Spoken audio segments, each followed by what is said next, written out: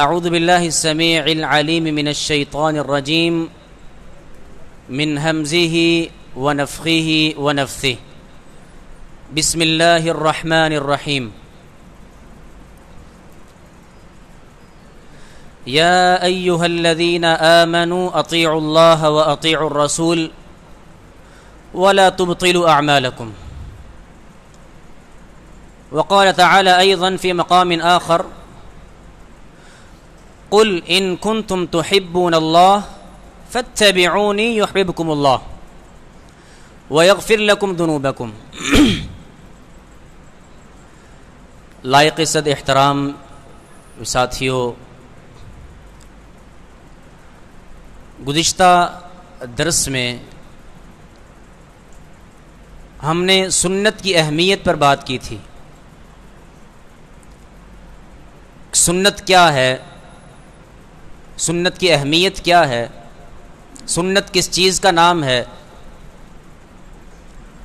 اسی بات کو آگے بڑھاؤں گا انشاءاللہ. میرے بھائیوں، رسول اللہ صلی اللہ علیہ وآلہ وسلم سے خالی زبانی محبت کام نہیں آئے گی. ہم کہہ دیں کہ ہمیں اللہ کے پیغمبر سے بڑی محبت ہے، بہت پیار ہے، ہم سچے عاشق ہیں، یہ لفظ کہنا تو نہیں چاہیے لیکن عرف عام میں بہت محبت ہے ہمیں. ایک بات یاد رکھیے، چابی اگر سیدھی ہو، پلین ہو، کبھی تالا نہیں کھول سکتی، کبھی بھی نہیں.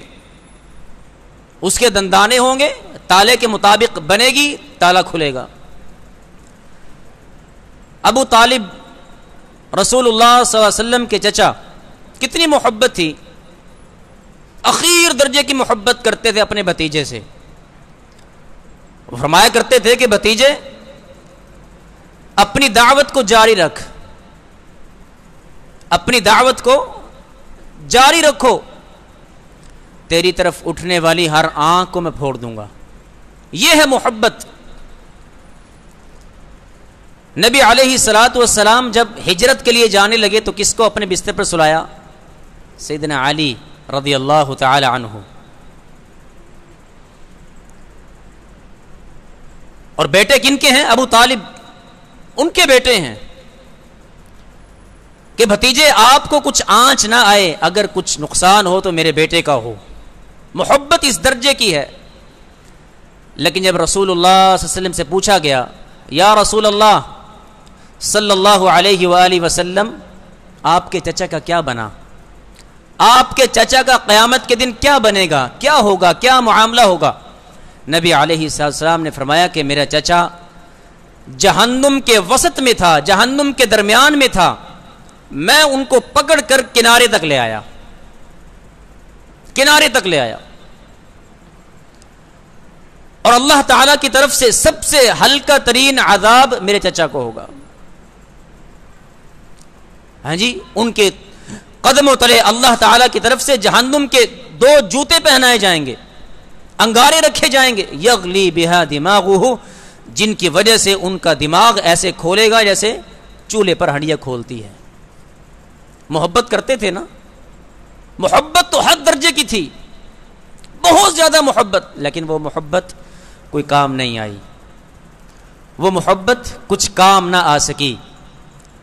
نبی علیہ السلام فرمایا کرتے تھے، چچا میرے کان میں کلمہ پڑھ دے، میں اللہ تعالیٰ سے آپ کی سفارش کروں گا. لیکن چچا نے کان میں کلمہ نہیں پڑھا اور اپنے باپ دادا کے دین پر موت واقع ہوئی. تو میرے بھائیوں،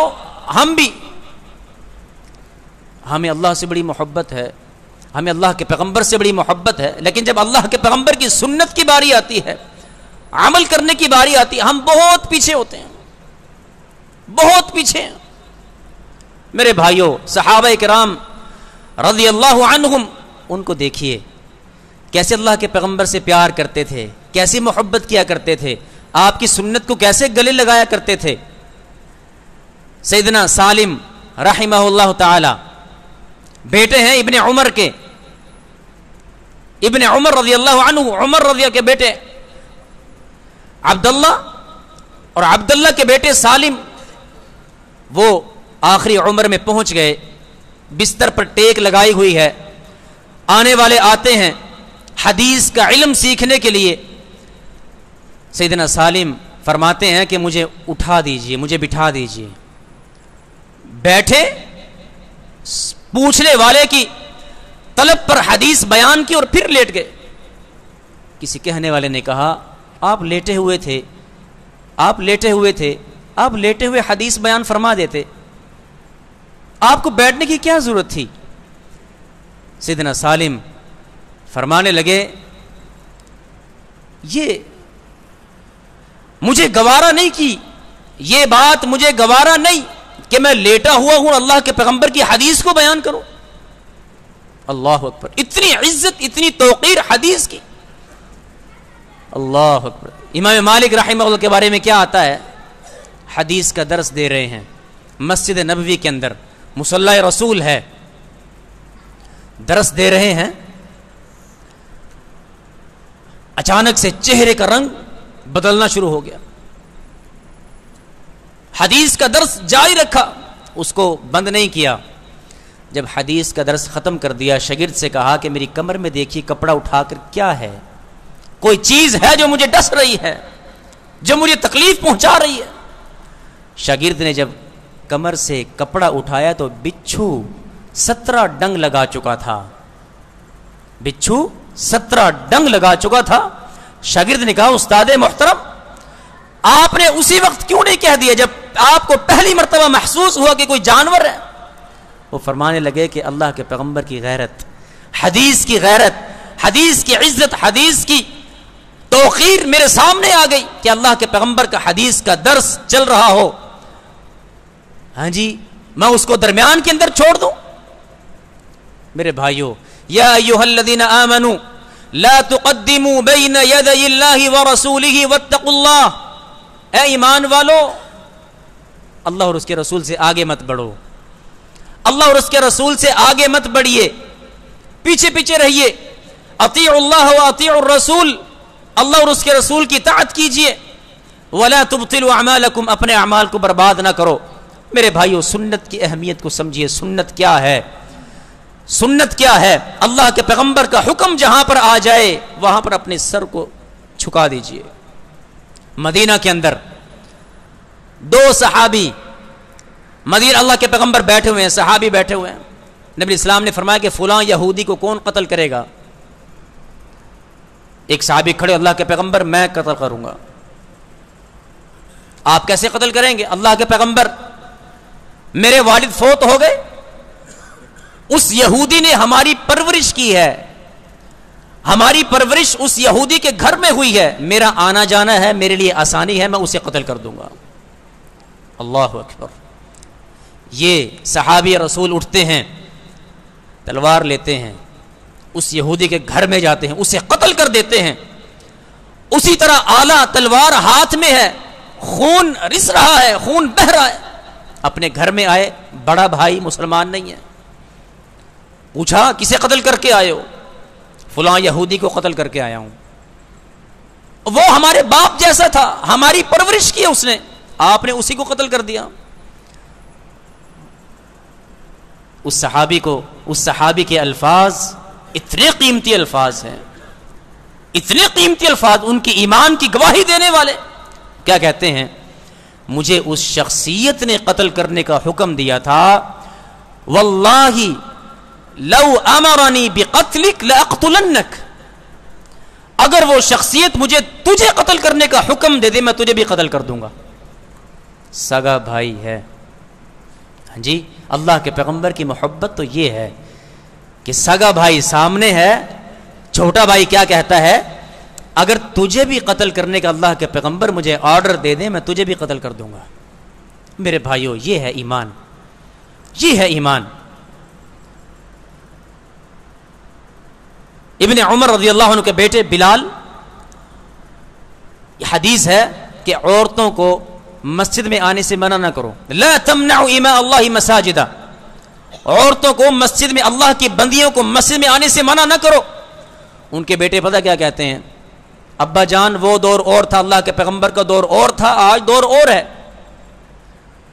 آگے آپ کی مرضی ہے. یعنی حدیث کے آگے کچھ باتیں کر دی، اللہ کے پیغمبر کا حکم آ گیا، اپنی رائے کو پیش کر دیا کہ ابا جان وہ دور اور تھا، اللہ کے پیغمبر کا دور اور تھا، اب دور اور ہے. جیسے ہم کہتے ہیں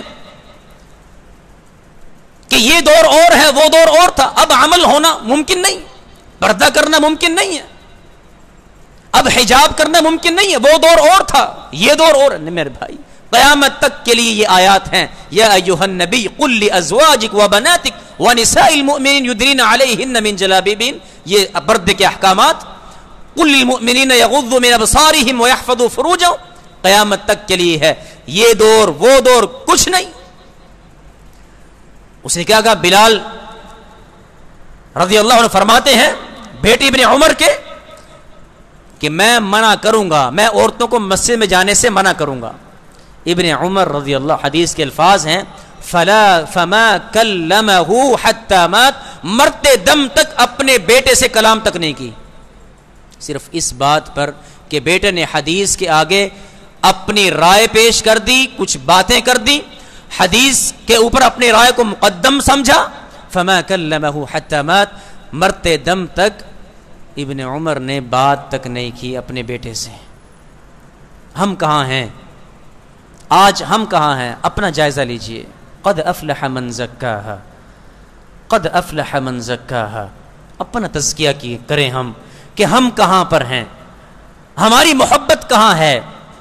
ہماری محبت بیویوں کے آگے ہار جاتی ہے، اللہ کے پیغمبر کی محبت اولاد کی محبت کے سامنے ہار جاتی ہے، کنبے قبیلے کی، برادری کی، ہمارے رسم و رواج کے سامنے اللہ کے پیغمبر کی محبت بہت پیچھے چلی جاتی ہے، نظر تک نہیں آتی. لیکن میرے بھائیو صحابہ کرام، ہاں جی، ابوبکر صدیق رضی اللہ تعالی عنہ، بیٹا کافر ہے، کافروں کی طرف سے ہے. سیدنا ابوبکر صدیق مسلمان ہے، مسلمانوں کی طرف سے لڑ رہے ہیں. جنگ ختم ہوئی، بیٹا کہتا ہے ابا جان جنگ کے دوران کئی مرتبہ آپ میری تلوار کی زد میں آئے، باپ سمجھ کر میں نے چھوڑ دیا. باپ ہے، اللہ اکبر، باپ سمجھ کر چھوڑ دیا میں نے. سیدنا ابوبکر صدیق رضی اللہ عنہ فرماتے ہیں بیٹا تو نے تو باپ سمجھ کر چھوڑ دیا، اللہ کی قسم اگر ایک مرتبہ بھی تو میری تلوار کی زد میں آ جاتا، میں بھول جاتا کہ تو میرا بیٹا ہے، میرا خون ہے، اللہ اور اس کے رسول کا دشمن سمجھ کر سر قلم کر دیتا. محبت تو یہ ہے، نہ باپ دیکھا، نہ بیٹا دیکھا، ہاں جی، نہ کنبے قبیلے دیکھے. یہ اللہ کے پیغمبر سے محبت، ایسی محبت ہمیں مطلوب ہے، اللہ کو ایسی محبت مطلوب ہے. قل ان کنتم تحبون اللہ فاتبعونی. ہاں، اللہ سے محبت چاہتے ہیں، اللہ کے پیغمبر فرماتے ہیں کہ میری اتباع کرو، میری اتباع کرو، مجھ محمد صلی اللہ علیہ وسلم کی اتباع کرو. فاتبعونی یحببکم اللہ، اللہ بھی تم سے محبت کرنے لگے گا، اللہ بھی تم سے محبت کرنے لگے گا. میرے بھائیوں، صحابہ کرام کے سامنے اللہ کے پیغمبر کی محبت سب سے آگے ہوا کرتی تھی. لا الہ الا اللہ یہ سب سے آگے ہوا کرتا تھا. ام سلیم رضی اللہ تعالی عنہا وہ فرماتی ہیں کہ اللہ تعالیٰ کے سامنے جب میں قیامت کے دن پیش ہوں گی، میں اپنی ہتھیلی سامنے کر دوں گی، یا اللہ یہ میرا عمل ہے، مجھے جنت چاہیے. ہتھیلی پر کیا ہے؟